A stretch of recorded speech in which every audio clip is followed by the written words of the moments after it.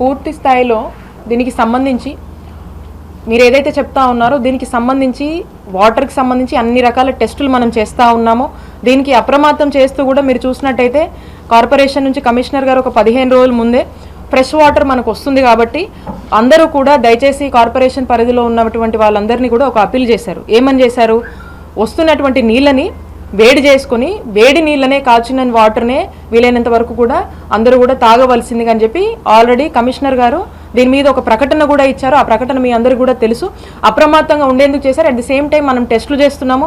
ఎక్కడన్నా loop holes ఉన్నా కూడా వాటి మీద అధికారులందరూ కూడా గ్రౌండ్ లెవెల్లోకి వెళ్ళి పనిచేస్తూ ఉన్నారు. ఏదన్నా ఉంటే కూడా సరిచేసేటువంటి పూర్తి మెకానిజం అంతా మనకుంది. అట్ ది సేమ్ టైం అలాగే పనిచేస్తున్నాము.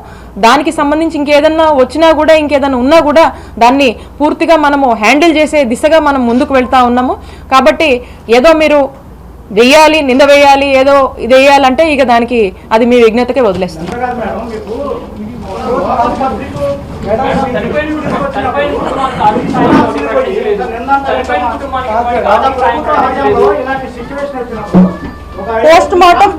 పోస్ట్ మార్టం జరిగిందండి.